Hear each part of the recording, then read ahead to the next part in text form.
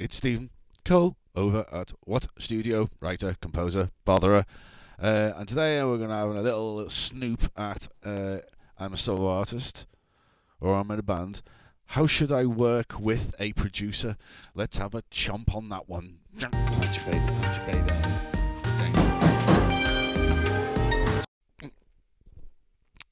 I am a solo artist or a band or something like that. How should I work with a producer? What does that mean? How should I work with a producer? Lots of people don't even know what a producer does. So maybe we should define that. I think a producer is someone who brings the project together. Traditionally, you could have had Quincy Jones talking about having neat trousers, but he would have rang up the best brass section in the world, right?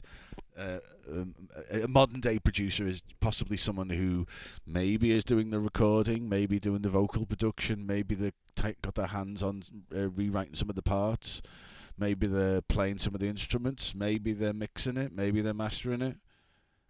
Could be any of these things really. So a modern day producer is someone who is producing music at whatever capacity, possibly. I don't know.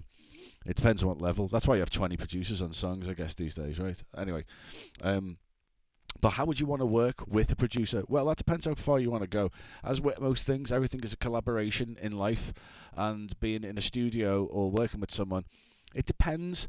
I am a person who sits somewhere. I've said this before. I am a person who sits somewhere between conceptually maybe the way Steve Albini would produce, and maybe the way Joel Hamilton has spoken about producing, which is Steve Albini has a hands-off approach where he just lets it happen. And I have to say, um, he had a good success. He had a really good success rate there, didn't he? Really. Do you know what I mean? Like so many fucking good records, and his approach was not to get involved or to say anything. That's a really high hit. High numbers of really good hits of like that worked out. Amazing. And then you've got Joel Hamilton who says, I've got the map to the minefield, why would I not get it out? And I understand that so much because if someone's only got, and I said this before, if someone's only got 8 hours in the session, I'm not just going to watch them just fluff for 8 hours. I'm going to do everything I can to help and assist them. So as a producer, that's possibly where I see it. I'm just there to assist at whatever speed and capacity I'm required for in the project. Sometimes I'm not required at all. A lot of jazz lads, loads of the, and jazz girls as well. They just don't need any of my input whatsoever, other than that they're assuming I'm recording it to the best of my ability and the best of the sound can be captured at. But if I was to put on some kind of funky delay effect or something, they just wouldn't want anything. They don't want me to colour their music in a certain way. I've done things like saturate a microphone before, and someone's picked it out and said, "What's wrong with what's that?" And I've said, "Oh, I've just saturated the mic," and then they really really didn't want that, and they can hear it and they don't want it. They don't want this shit, man. Anyway, so how should so in that case, am I producing that? Yeah, I am, because I'm picking a lot of things, positioning, microphone choice. They often pick the take. They'll often just do like many takes. I'm talking about a large band, ensemble, jazz, experimental, improv, all these kind of things. They usually do a lot of takes of something or one. And then you just kind of have to work with that, or you wait until the correct one comes up, and then that's that. And then mixing it is usually about presentation and just making sure it sounds natural and real. That's the production. And part of the production there is actually just sitting back and letting them,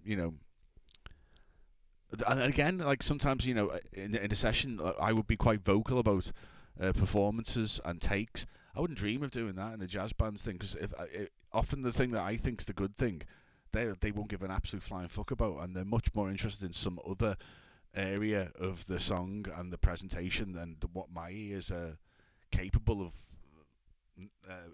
attuning to. Because I'm usually listening for a coherent thing, and they're usually like, and sometimes, in fact, more likely, I'm like, oh, there was split notes there, and they're like, they don't give a fuck about any of that because they just know that chance is a fine thing with that, and I'm like, oh, we should. Wouldn't you, in like the pop field, you'd be like, let's do that again. There was a split, but they don't care about that. They're more about like the whole. Yeah, it's such a different flavor. Anyway, so that's one way. If it was a singer-songwriter, who has their idea on their phone. This is the other end of the scale, actually. Someone who's got the musical idea on their phone, they play a bit of guitar or piano, and they've got a melody and they sing it, and they haven't finished the words, and sometimes that's like working with them to, flesh it out, speak to them, finish the lyrics, decide the style of presentation. Is it going to be a band presentation? Is it going to be an acoustic guitar? Is it just going to be blah blah blah? So that's a totally different thing, and that's absolutely normal. And I might jump on the drums and do a little real drum take to give it a bit of life, and then we'll put some decent bass on it, and then we'll lay up the guitars, lay up the vocals. Jobs are good, and nice new song, whatever. And